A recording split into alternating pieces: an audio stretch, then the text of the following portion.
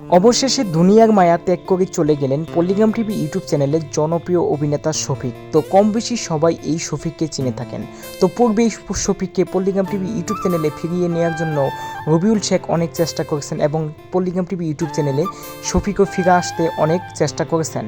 তো এর মধ্যে হয়ে গেল এক বিরাট বাধা। তো শফিকে কি হয়েছে এবং হঠাৎ করে কেন এরকম হলো, আজকে সকল বিষয় তুলে ধরার চেষ্টা করব। তো আপনি যদি আমাদের চ্যানেলের নতুন দর্শক হয়ে থাকেন তাহলে অবশ্যই আমাদের চ্যানেলটি সাবস্ক্রাইব করে আমাদের পরিবারের সদস্য হয়ে যেতে পারেন। তো বন্ধুগণ, সাম্প্রতিক শফিক মূলত পল্লিগ্রাম টিভি ইউটিউব চ্যানেলে প্রায় দীর্ঘদিন কাজ করার পর মাঝে একটা সমস্যা হওয়ার পর সেখান থেকে তাকে রবিউল শেখ আপাতত ভিডিও করানো বাদ দিয়ে দেয় এবং শফিকও আর জিদ করে পল্লিগ্রাম টিভি চ্যানেলে ব্যাক করে না।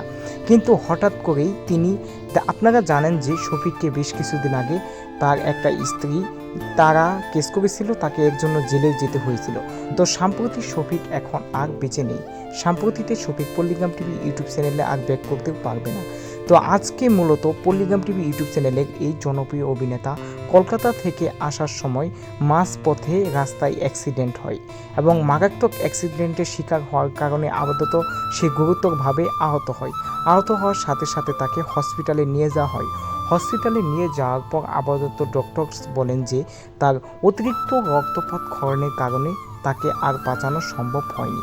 তো এই দরুন নেমে আসলো শফিকের পরিবারে এক কালো সুখের ছায়া। তো শুধু শফিকের পরিবারেই নয়, গোটা নেটিজেনদের মধ্যে এক সুখের ছায়া এবং দুঃখ বিরাজ করবে।